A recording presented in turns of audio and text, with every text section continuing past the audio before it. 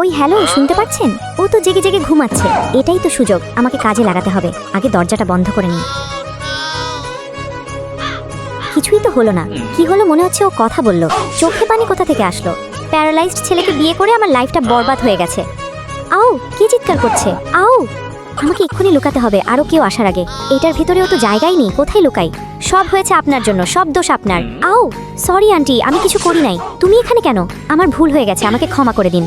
আরে ক্ষমা কেন চাইছো? আমি তো খুব খুশি হয়েছি। ওকে সালাম দাও, তোমাদের নতুন ম্যাডাম। আসসালামু আলাইকুম। উঠো উঠো, আমি জানি তুমিই পারো। আমার ছেলেকে সুস্থ করতে আমি খুশি হয়ে তোমাকে এই কার্ডটা দিলাম। ওকে ভালোভাবে দেখে রাখবে। এটা তো মেঘ না চাইতে বৃষ্টি। মা, আমি টাকা দেখে আসি নাই। ওর পাশে সারা জীবন থাকবো, যদিও সুস্থ না হয় তারপরেও। আমাকে নিয়ে সবাই ড্রামা করছে। এই কথা শুনে আমি চোখের জল আর আটকে রাখতে পারছি না। আম্মু, এদিকে আয়, কি হয়েছে? এই দেখ তোর ভাবি। মা, তুমি ওকে টাকা দিচ্ছ কেন? জানো না এখনকার মেয়েরা ধান্দাবাজ? মারবো একটা।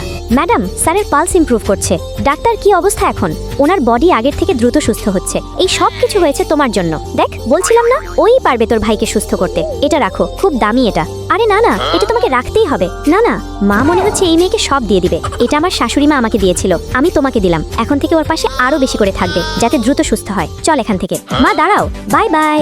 হা হা হা। দরজাটা লাগিয়ে গেলাম। বাপ রে, বেঁচে গেছি। বন্ধুরা, তোমাদের প্রিয় ফুল কি? কমেন্টে জানাও।